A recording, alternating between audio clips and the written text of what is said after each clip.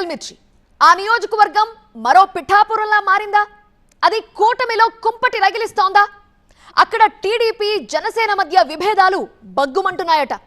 అక్కడ కూటమిలో ఎవరికి పదవులు ఇవ్వాలన్నా, ఏ పార్టీకి ఇవ్వాలన్నా తన ఆమోదముద్ర ఉండాల్సిందే అంటున్నారట టీడీపీ ఎమ్మెల్యే. తాను లోకల్, తాను చెప్పిందే జరగాలంటున్నారట. తనకి నచ్చని వాళ్లకి అధిష్టానం పదవులిచ్చిన ఆ ఆదేశాలు నియోజకవర్గంలో అమల్లోకి రావంటూ డైరెక్ట్ వార్నింగ్ ఇస్తున్నారట. వాళ్ల గడ్డలో తిరగాలంటే వాళ్ళు చెప్పిందే వినాలట. ఇంతకీ ఎవరా ఎమ్మెల్యే, ఏదా నియోజకవర్గం?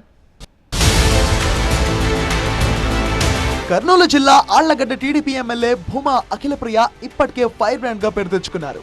అయితే ఆమెలో పొలిటికల్ ఫైర్ ఇప్పుడు మరింత పెరిగిందంటున్నాయట ఆళ్లగడ్డ పొలిటికల్ సర్కిల్స్. ఆ నియోజకవర్గంలో తాను చెప్పిందే వేదమన్నట్టుగా ముందుకెళ్తున్నారట. రాష్ట్ర వ్యాప్తంగా అన్ని మార్కెట్ కమిటీలకు చైర్మన్ల నియామకం, పదవి ప్రమాణ స్వీకారాలు కూడా పూర్తయ్యాయి. కానీ ఆళ్లగడ్డలో మాత్రం అది అమలు కాలేదట. దీని వెనక పెద్ద చరిత్రే ఉందంటున్నాయి ఆళ్లగడ్డ పొలిటికల్ సర్కిల్స్. తన కోసం, టీడీపీ కోసం కష్టపడి పనిచేసిన నేతలకు మార్కెట్ కమిటీ చైర్మన్ పదవి ఇవ్వాలంటూ నలుగురి పేర్లను అధిష్టానానికి ఎమ్మెల్యే అఖిలప్రియ సూచించారట. అయితే ఈ రికమెండేషన్ ను పార్టీ అధిష్టానం పట్టించుకోలేదట. జనసేన నేత మల్లయ్య భార్య సురేఖకి మార్కెట్ కమిటీ చైర్మన్ పదవిని కట్టబెట్టిందట. దీంతో అఖిలప్రియలో ఆగ్రహం కట్టలు తెంచుకుందట. చైర్మన్ పదవి సంగతి సరే, పాలక మండలిలో నియమించాల్సిన సభ్యుల పేర్లను అఖిలప్రియ ఇవ్వలేదట. కనీసం చైర్మన్ ప్రమాణ స్వీకారానికి కూడా అఖిలప్రియ అంగీకరించడం లేదట. ఆళ్లగడ్డ మార్కెట్ కమిటీ చైర్మన్ ను ప్రకటించి ఏడాది కావస్తున్నా ఇంతవరకు ఆ ప్రస్తావన ఎత్తే సాహసాన్ని జనసేన చేయలేకపోతోందట. దీంతో మార్కెట్ పాలక మండలి భర్తీ కాలేదు. అధికారుల ద్వారానే పాలన సాగుతోందట. తాము కూడా అఖిలప్రియ గెలుపు కోసం పనిచేశామని, ఆమె మాత్రం తమకు పదవి వస్తే అడ్డుకుంటున్నారని చైర్మన్ గా నియమించబడ్డ జనసేన నేత సురేఖ వాపోతున్నారట. ఈ విషయంలో CM Chandrababu, deputy CM Pawan Kalyan స్పందించి తన పదవి ప్రమాణ స్వీకారం గురించి ఆలోచించాలని ఆమె విజ్ఞప్తి చేస్తున్నారట. అయితే అఖిలప్రియ మాత్రం అస్సలు స్పందించడం లేదట. ఎమ్మెల్యే సహకారం లేకుండా మార్కెట్ కమిటీ పాలన సాగడం అనేది దాదాపు సాధ్యం కాదని స్థానిక రాజకీయ వర్గాలు చెబుతున్నాయి. మొదటి నుంచి ఆళ్లగడ్డలో టీడీపీ జనసేన నేతల మధ్య ఏమాత్రం సఖ్యత లేదట. అధికారిక, అనధికారిక కార్యక్రమాలకు కూడా కూటమి నేతలు హాజరు కావడం లేదట. దీంతో ఆళ్లగడ్డ మరో పిఠాపురంలా తయారవుతుందా అనే చర్చ జరుగుతోందట. అయితే ఇది ముదిరి పాకాన పడకుండా చూడకపోతే కూటమిలో కుంపటి ఖాయం అని మిత్రపక్షాల కేడర్ మధ్య చర్చ జరుగుతోందట. 2 జిల్లాల అధ్యక్ష పదవుల భర్తీ కాంగ్రెస్ పార్టీకి తలనొప్పిగా మారిందా? 6 నెలలు దాటిన కేవలం ఇద్దరు జిల్లా అధ్యక్షుల్ని ఎందుకు ఎంపిక చేయలేకపోతున్నారు? అసలు ఆ 2 జిల్లాల అధ్యక్ష పోస్టులకి పోటీ పడుతున్న నేతలెవరు? వారి వెనక ఏ నేతలున్నారు? పోటీ పడే నేతల్ని బలపరుస్తోందెవరు? ఆ 2 డీసీసీలపై ఏకాభిప్రాయానికి రాకపోవడానికి కారణాలేంటి?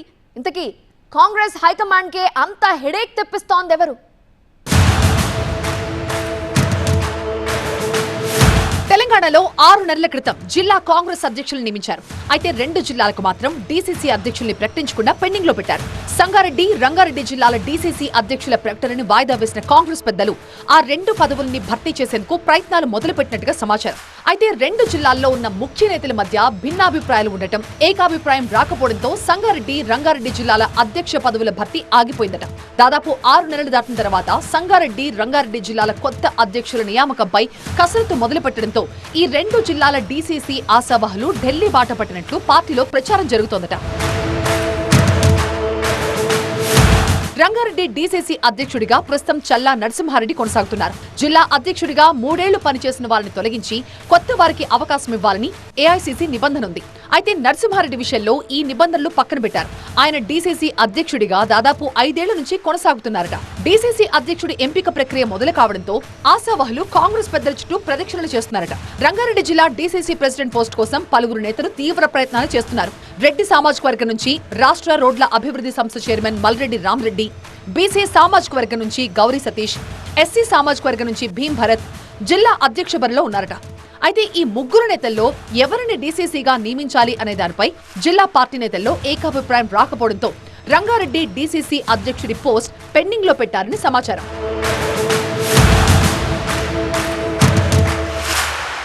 ఇక సంగారెడ్డి డీసీసీ విషయంలోనూ ఇదే సస్పెన్స్. ప్రస్తుతం సంగారెడ్డి అధ్యక్షురాలిగా నిర్మలా జుగారెడ్డి కొనసాగుతున్నారు. నిర్మల పదవీ కాలం 3 ఏళ్లు దాటిందట. నిబంధనల ప్రకారం సంగారెడ్డి జిల్లాకు కొత్త అధ్యక్షుడిని నియమించాలి. అయితే ఈ పదవి కోసం జిల్లాలో తీవ్రమైన పోటీ ఉందంటున్నాయి కాంగ్రెస్ శ్రేణులు. జిల్లా మంత్రి దామోదర్ రాజనరసింహ తన అనుచరుడికి డీసీసీ ఇప్పించాలి ప్రయత్నాలు చేసినట్లుగా లోకల్ టాక్. దానికి సంబంధించి జగ్గారెడ్డి సైతం దామోదర్ చెప్పిన వ్యక్తికి డీసీసీ అధ్యక్ష పదవి ఇవ్వాలని అధిష్టానానికి లేఖ కూడా ఇవ్వడం జరిగిందట. అయితే అదే జిల్లాకు చెందిన జహీరాబాద్ ఎంపీ సురేష్ షెట్కర్ తన మనిషికి డీసీసీ పదవి ఇప్పించుకునేందుకు పావులు కదుపుతున్నారట. ఇక నారాయణఖేడ్ ఎమ్మెల్యే సంజీవ్ రెడ్డి సైతం తన మనిషికి డీసీసీ అధ్యక్షుడి పోస్ట్ ఇవ్వాలని పట్టుబడుతూ ఉండడంతో నిర్ణయం తీసుకోవడం హైకమాండ్ కి తలనొప్పిగా మారింది. ముగ్గురు కీలక నేతలు వేరువేరు పేర్లు ప్రతిపాదించడంతో సంగారెడ్డి డీసీసీ అధ్యక్షుడి నియామకం ఓ కొలిక్కి రాలేదట. రంగారెడ్డి సంగారెడ్డి జిల్లాలో కొత్త వారిని అధ్యక్షులుగా ప్రకటించడం కంటే ఉన్న వారినే కొనసాగిస్తే బెటర్ అని హస్తం పెద్దలు భావిస్తున్నారట. రెండు జిల్లాల ముఖ్య నేతలు సైతం ఇదే విషయాన్ని పీసీసీ చీఫ్ దృష్టికి తీసుకెళ్లినట్లుగా సమాచారం. ప్రస్తుతం ఉన్న డీసీసీలతో తమకొచ్చే నష్టమేం లేదని, ఇప్పుడు కొత్త వారిని నియమిస్తే తమకి అనుకూలంగా ఉంటారో లేదో అన్న కారణంతో సిట్టింగ్ డీసీసీలను కొనసాగించేలా ఈ రెండు జిల్లాల సీనియర్ నేతలు పీసీసీ చీఫ్ పార్టీ ఇన్ఛార్జీల్ని ఒత్తిడి చేస్తున్నట్లుగా సమాచారం. దీంతో ఆ రెండు జిల్లాల అధ్యక్షుల ఎంపిక విషయంలో ముందుకు వెళ్తే నుయ్యి, వెనక్కు వెళ్తే గొయ్యి అనేలా పరిస్థితి మారిందట.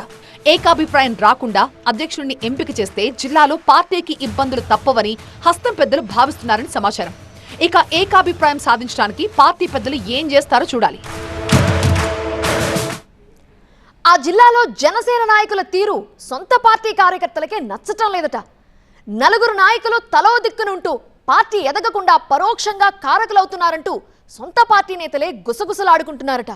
అధికారంలో భాగమైనప్పటికీ పార్టీని బలోపేతం చేసుకోలేకపోతున్నామంటూ క్యాడర్ ఆవేదన చెందుతోందట. ఇంతకీ ఎక్కడుందా జిల్లా? ఎవరికి వారే యమునా తీరే అన్నట్టుగా వ్యవహరిస్తున్న నేతలెవరు? అక్కడి పరిణామాలపై పార్టీ ఎందుకు ఫోకస్ చేయటం లేదు? కడప జనసేన నేతల్లో ఐక్యత లేదా? నేతల తీరుతో క్యాడర్ విసిగిపోయిందా? పార్టీని నడిపించాల్సిన నేతలు సైలెంట్ అయ్యారా? ఉమ్మడి కడప జిల్లాలో జనసేనకు నియోజకవర్గాల వారీగా క్యాడర్ బాగానే ఉంది. పార్టీ అధినేత సామాజిక వర్గం బలంగా ఉన్న 4-5 నియోజకవర్గాల్లో పార్టీ గ్రాఫ్ పెరిగే సంకేతాలు కూడా ఉన్నాయి. పైగా అధికారంలో భాగమైన జనసేనకు తన బలాన్ని పెంచుకోవడానికి ఇంతకంటే మంచి సమయం ఏముంటుంది? అయితే ఆ అవకాశాన్ని సక్రమంగా సద్వినియోగం చేసుకోవడం లేదనే భావన ఉంది జనసేన కార్యకర్తల్లో. మైదుకూరు, రాజంపేట, రైల్వే కోడూరు, కడప నియోజకవర్గాల్లో సామాజిక వర్గ పరంగా జనసేనకు బలమైన క్యాడర్ ఉన్నప్పటికీ నడిపించే నాయకులే లేరట.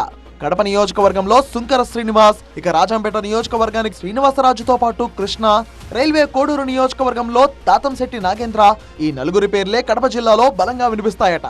అయితే వీరిలో వీరికే సఖ్యత లేదట. పార్టీ కోసం కలిసికట్టుగా నడుద్దామనే ఆలోచన లేదట.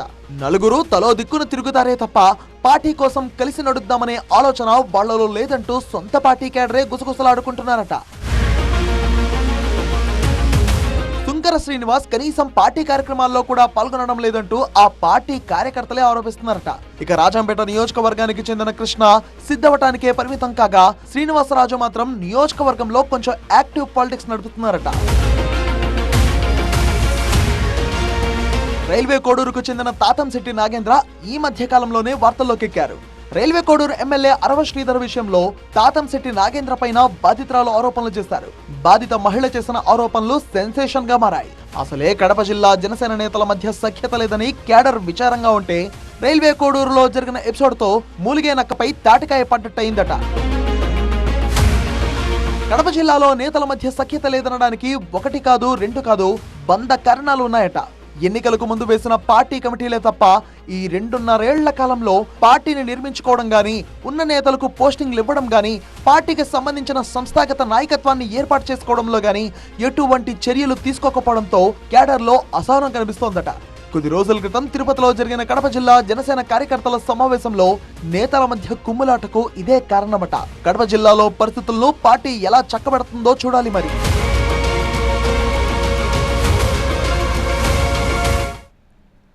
ఆ జిల్లాలో హస్తం పార్టీ నేతల ఆశలు అడియాసలవుతున్నాయట. నామినేటెడ్ పదవుల్లో తప్పకుండా అవకాశం దక్కుతుందని కలలుగన్న సీనియర్లకి రిక్త హస్తమే మిగిలిందట. ఉమ్మడి జిల్లా వ్యాప్తంగా ఒక్క సీనియర్కి పదవి దక్కకపోవడంతో అధిష్టానంపై గుర్రుగా ఉన్నారట. ఏళ్ల తరబడి పార్టీని నమ్ముకున్న వాళ్ళకే కాదు, గోడ దూకొచ్చిన సీనియర్లకి మొండి చెయ్యి ఎదురైందట.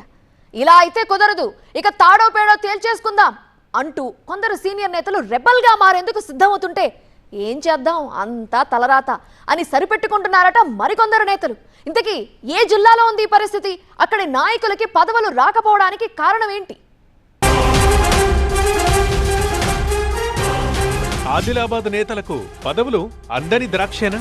పాత కొత్త నేతలకు మొండి చేయేనా? నేతలు ఈ గట్టు నుంచి ఆ గట్టుకు దూకబోతున్నారా? పదవులు ఇస్తే సరి, లేదంటే పార్టీ మార్చేస్తామంటున్నారా?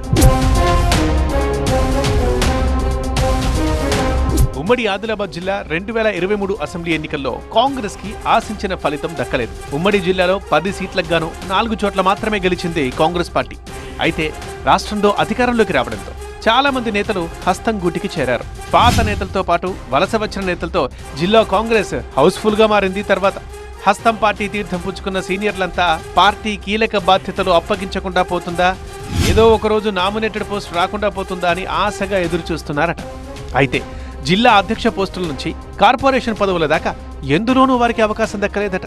అటు పార్టీ పదవులు, ఇటు నామినేటెడ్ పదవుల్లో నిరాశే మిగిలిందట. కొన్ని భవిష్యత్తులోనైనా ఏదో ఒక పోస్ట్ వస్తుందా అంటే అదీ కష్టమే అన్న సంకేతాలు కనిపిస్తున్నాయట. పోనీ పర్సనల్ పనులైనా చేసుకోగలుగుతున్నామా అంటే అది కూడా వీలు పడ్డం లేదట. ఇవన్నీ నెమరేసుకుంటే అసలు అధికార పార్టీలో ఉన్నామా లేక ప్రతిపక్షంలో ఉన్నామా అన్న ఆలోచనలో ఉన్నారట.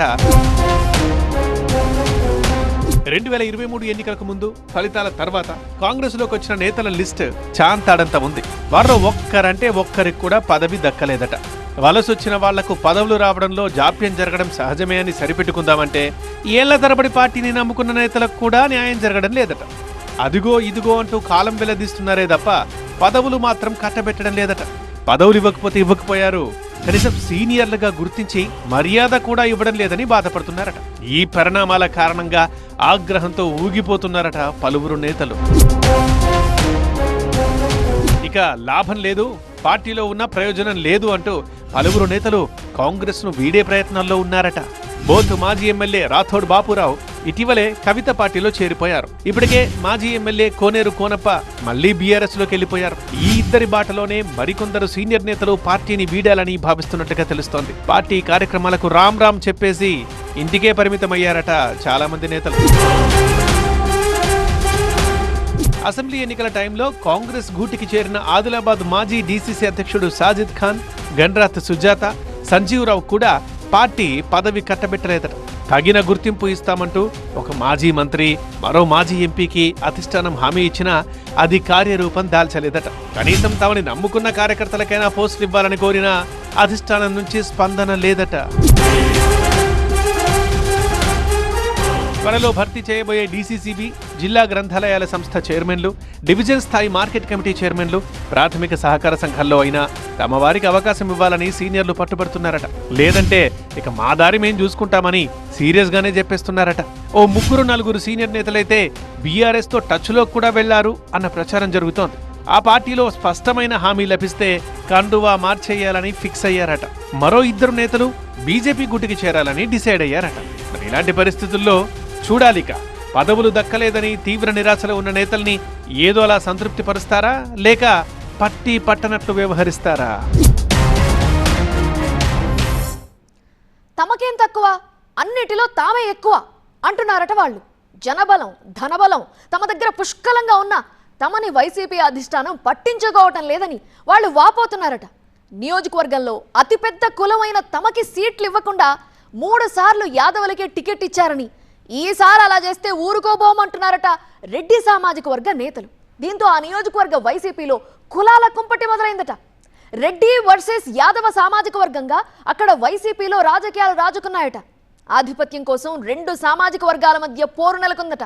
వైసీపీ ఆవిర్భావం నుంచి 3 సార్లు ఇక్కడ యాదవ సామాజిక వర్గానికి టికెట్ దక్కుతుండటంతో నియోజకవర్గంలో మెజారిటీ ఓటర్లుగా ఉన్న రెడ్డి సామాజిక వర్గం నేతలు తీవ్ర అసంతృప్తితో రగిలిపోతున్నారట. మరి అక్కడ పార్టీని బలోపేతం చేసేదెలా? వైసీపీ అధిష్టానాన్ని తొలచివేస్తున్న ప్రశ్న ఇదేనట. ఇంతకీ ఎక్కడుందా నియోజకవర్గం, ఎవరా నేతలు? ఓట్లు మావి, సీటు వారికా? రెడ్డి వర్సెస్ యాదవ్. కనిగిరి వైసీపీలో కులాల కుంపటి. మార్కాపురం జిల్లా కనిగిరి నియోజకవర్గంలో రెడ్డి, యాదవ సామాజిక వర్గాల ఓటర్లు ఎన్నికల్లో గెలుపోటములని ప్రభావితం చేసే స్థాయిలో ఉన్నారట. దీంతో వైసీపీలో ఆధిపత్యం కోసం ఈ రెండు సామాజిక వర్గాల నేతలు సిగపట్లు పడుతున్నారట. కనిగిరిలో రెడ్ల జనాభా ఎక్కువగా ఉన్న వైసీపీ ఆవిర్భావం నుంచి యాదవ సామాజిక వర్గం నేతలకే ఆ పార్టీ టికెట్ ఇస్తోంది. రెడ్డి సామాజిక వర్గం ఎలాగూ వైసీపీ వైపే ఉంటుంది కాబట్టి ఆ తర్వాత స్థానంలో ఉన్న యాదవ సామాజిక వర్గానికి టికెట్ ఇస్తే పార్టీ గెలుపు నల్లేరుపై నడకలా ఉంటుందని వైసీపీ అధిష్టానం అంచనాలు వేసుకుంటుందట. దీనిలో భాగంగా 2014, 2019 ఎన్నికల్లో వరుసగా యాదవ సామాజిక వర్గానికి చెందిన బుర్రా మధుసూదన్ యాదవ్ కు వైసీపీ అధిష్టానం టికెట్ ఇచ్చింది. 2014లో ఓడిపోయినా 2019లో అతి కష్టం మీద బుర్రా గెలిచారు. ఆ తర్వాత 2024 ఎన్నికలకి ముందు పార్టీలో బలంగా ఉన్న రెడ్డి సామాజిక వర్గం నేతలతో బుర్రాకి విభేదాలు రావడంతో ఆయనని కందుకూరుకి ట్రాన్స్ఫర్ చేసింది అధిష్టానం. ఇక కనిగిరిలో వైసీపీ టికెట్ కోసం రెడ్డి సామాజిక వర్గం నేతలు పోటీ పడ్డా వారిని కాదని తిరిగి యాదవ సామాజిక వర్గానికి చెందిన జెడ్పీటీసీ దద్దాల నారాయణ యాదవ్ కి టికెట్ ఇచ్చింది అధిష్టానం. అయితే ఆ ఎన్నికల్లో దద్దాల ఓడిపోయారు. టికెట్ ఆశించి భంగపడ్డ రెడ్డి సామాజిక వర్గం సహకరించకపోవటమే ఆయన ఓటమికి కారణమని అప్పట్లోనే గుసగుసలు వినిపించాయట. అయితే 2024 ఎన్నికల్లో పోటీ చేసి ఓడిపోయిన దద్దాల నారాయణ కనిగిరి వైసీపీ ఇన్ఛార్జిగా కొనసాగుతున్నారు. ఇక బుర్రా మధుసూదన్ యాదవ్ 2024 ఎన్నికల్లో కందుకూరు నియోజకవర్గం నుంచి పోటీ చేసి ఓడిపోయారు. ప్రస్తుతం కందుకూరు వైసీపీ ఇన్ఛార్జిగా ఉన్న మాజీ ఎమ్మెల్యే బుర్రా తిరిగి కనిగిరి ఇన్ఛార్జిగా రావాలని పోరాటం చేస్తుంటే, మరోవైపు గత ఎన్నికల్లో ఓడిపోయిన దద్దాల నారాయణ యాదవ్ నియోజకవర్గంలో తన పట్టుని నిలుపుకునేందుకు శత విధాలా ప్రయత్నిస్తున్నారట. దీంతో కనిగిరి వైసీపీలో ఇన్ఛార్జ్ వర్సెస్ మాజీ ఎమ్మెల్యేగా పొలిటికల్ ఎపిసోడ్ నడుస్తోందట. దద్దాల నారాయణను తప్పించి తిరిగి తనకే ఇన్ఛార్జ్ పదవి ఇవ్వాలని మాజీ ఎమ్మెల్యే బుర్రా పావులు కదుపుతున్నారట.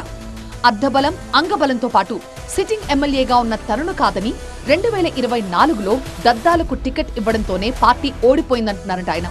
తనకి మరొకసారి అవకాశం ఇస్తే కనిగిరి కోటలో పాగా వేస్తానంటున్నారట ఈ మాజీ ఎమ్మెల్యే. అయితే గతంలో బుర్రాతో విభేదించిన రెడ్డి సామాజిక వర్గం నేతలు ఇప్పుడు కూడా కనిగిరికి ఆయన రాకని బలంగానే వ్యతిరేకిస్తున్నారట. ఈ పరిస్థితుల్లో బుర్రాను తిరిగి ఎంపిక చేసేందుకు అవకాశాలు తక్కువగా ఉన్నాయట. మరోవైపు పోయిన చోటే వెతుక్కుంటారని, మరొకరికి అవకాశం ఇవ్వొద్దని వైసీపీ హైకమాండ్ కి విజ్ఞప్తి చేస్తున్నారట ప్రస్తుత incharge Daddala. Kanigiri incharge post కోసం దద్దాల వర్సెస్ బుర్రా అన్నట్లుగా పోరు జరుగుతుంటే రెడ్డి సామాజిక వర్గం నేతలు రంగంలోకి దిగారట. వైసీపీ ఆవిర్భావం నుంచి పదవులు ఆశించకుండా పార్టీ జెండాలు మోసిన తమరు కాదని 3 సార్లు యాదవ సామాజిక వర్గానికి టికెట్లిచ్చారని, ఈసారి రెడ్లకు టికెట్ ఇస్తే కనిగిరిలో గెలిచి చూపిస్తామని పార్టీ హైకమాండ్ కి వాళ్లు చెప్తున్నారట. స్థానిక పరిస్థితులతో పాటుగా రాష్ట్ర వ్యాప్తంగా వీచిన కూటమి అనుకూల పవనాల నేపథ్యంలో 2024లో కనిగిరిలో టీడీపీ జెండా ఎగిరింది. అటు కనిగిరిలో ఇటు రాష్ట్రంలో అధికారం కోల్పోవడంతో స్థానిక వైసీపీ నేతలు డీలా పడిపోయారట. ఈ పరిస్థితుల్లో పార్టీ క్యాడర్ ని ముందుండి నడిపించాల్సిన ఇన్ఛార్జ్ దద్దాల నారాయణ యాదవ్ కార్యకర్తల్లో ఉత్సాహం, ఉత్తేజం నింపలేకపోతున్నారట. ఇక ఇటు కనిగిరిలో అటు కందుకూరులో 2 చోట్ల వైసీపీ ఓడిపోవడంతో మాజీ ఎమ్మెల్యే బుర్రా మధుసూదన్ యాదవ్ తన సొంత నియోజకవర్గం కనిగిరికి మకా మార్చారట. అయితే వీళ్ళిద్దరినీ కాదని ఈసారి రెడ్డి సామాజిక వర్గం నేతలకే కనిగిరి వైసీపీ ఇన్ఛార్జిగా అవకాశం ఇవ్వాలని, తద్వారా అసంతృప్తితో ఉన్న రెడ్డి సామాజిక వర్గాన్ని తిరిగి బలోపేతం చేసేందుకు వీలుంటుందని ఆ వర్గ నేతలు చెప్తున్నారట. కనిగిరిలో కులాల కుంపటిపై వైసీపీ పెద్దలు మండిపడుతున్నారు. కనిగిరిలో ఇన్ఛార్జ్ కుర్చీ కోసం యాదవ వర్గానికి చెందిన బుర్రా, దద్దాలతో పాటు రెడ్డి సామాజిక వర్గం నేతలు కూడా కుస్తీకి దిగడం అధిష్టానానికి తలనొప్పిగా మారిందట. ఇప్పుడే ఇన్ఛార్జ్ వ్యవహారం తేల్చాలని ఇరు వర్గాలు గట్టిగా పట్టుబడుతున్నాయట. కనిగిరి కుంపటిని చల్లార్చి ఈ సమస్యను వైసీపీ అధిష్టానం ఎలా తీరుస్తుందో చూడాలి.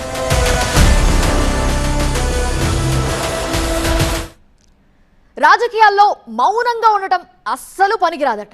కాస్త నోరు కూడా ఉండాలట. లేకుంటే అపోజిషన్లో ఉన్నప్పుడు పొజిషన్ మరీ వీక్ అయిపోతుందట. తల వంచుకొని తన పనేదో తాను చేసుకుంటూ పోతాను అంటే అధికారులు అస్సలు పట్టించుకోరట. ఎలాంటి ప్రోగ్రాంలకి పిలవరట. ఇక ఆహ్వానాల సంగతి దేవుడెరుగు. ప్రోటోకాల్ని కూడా పక్కన పారేస్తారట. ఎంపీ అయినా ఏమాత్రం గౌరవం ఇవ్వరట. అదే తిరగబడి వాయించేస్తే అంతా దారికొస్తారట. సబ్జెక్టుతో పాటు సౌండ్ కూడా ఉంటేనే రాజకీయాల్లో రీసౌండ్ చేయొచ్చట. ఆ వైసీపీ ఎంపీ అదే చేశారట. ప్రోటోకాల్ ఇవ్వండి మహాప్రభో అని ప్రాధేయపడితే ఎవ్వరూ లెక్క చేయలేదట. అదే ఆమె ఒక్కసారి ఫుల్గా ఫైర్ అయితే అధికారులు అటెన్షన్లోకి వచ్చేశారట.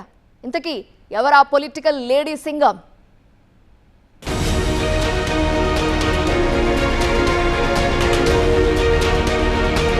నిన్నటిదాకా సైలెంట్ మోడ్, ఇప్పుడు ఫుల్ యాక్షన్ మూడ్. నిన్నటిదాకా నో ప్రోటోకాల్, ఇవాళ అధికారుల ఉరుకులు పరుగులు. దట్ ఈస్ తనుజా రాణి.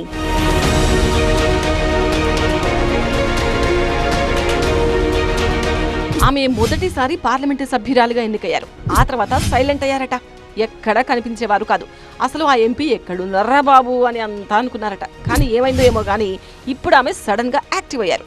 అటు అధికారుల మీద, ఇటు రాజకీయ ప్రత్యర్థుల మీద మిస్సైల్స్ లాంటి మాటలతో దాడి చేస్తూ హల్చల్ చేస్తున్నారట. అదే ఇప్పుడు ఆ జిల్లాలో చర్చనీయాంశంగా మారింది. ఆమె అరకు వైసీపీ ఎంపీ తనుజా రాణి. నిన్నటిదాకా సైలెంట్ మోడ్లో ఉన్న ఆమె ఇప్పుడు యాక్టివ్ మూడ్లోకి వెళ్లడానికి బలమైన కారణమే ఉందట. 2024 ఎన్నికల్లో వైసీపీ తరపున అరకు పార్లమెంటు స్థానం నుంచి పోటీ చేసి గెలిచారు తనుజా రాణి. మెడిసిన్ చదువుతున్న ఆమె వివాహం తర్వాత రాజకీయ రంగ ప్రవేశం చేశారు. ఆమె మామ అయిన చెట్టి ఫాల్గుణ 2019 నుంచి 2024 వరకు అరకు ఎమ్మెల్యేగా పనిచేశారు. అయితే 2024 ఎన్నికల్లో పొలిటికల్ ఈక్వేషన్ల వల్ల ఫాల్గుణను పక్కన పెట్టి ఆయన కోడలు తనుజా రాణికి ఎంపీ టికెట్ కట్టబెట్టింది వైసీపీ అధిష్టానం. అలా తప్పనిసరి పరిస్థితుల్లో పార్లమెంటు సభ్యురాలుగా ఆమె పోటీ చేయాల్సి వచ్చింది. రాష్ట్ర వ్యాప్తంగా వీచిన కూటమి వేవ్ లో కూడా ఆమె ఎంపీగా ఎన్నికయ్యారు. ఇక అరకు పార్లమెంటు నియోజకవర్గానికి సంబంధించిన 7 అసెంబ్లీ నియోజకవర్గాల్లో 4 పార్వతీపురం మన్యం జిల్లాలో ఉన్నాయి. మన్యం జిల్లాలో ఉన్న 4 నియోజకవర్గాలను కూటమి కైవసం చేసుకుంది. దీంతో పాటు రాష్ట్రంలో కూటమి ప్రభుత్వం అధికారంలో ఉండడంతో తనుజా రాణికి ప్రోటోకాల్ సమస్య షురు అయిందట. నియోజకవర్గాల్లో జరుగుతున్న అభివృద్ధి, సంక్షేమ పథకాలకు సంబంధించిన కార్యక్రమాలకు ఆమెకు ఆహ్వానం ఉండడం లేదట.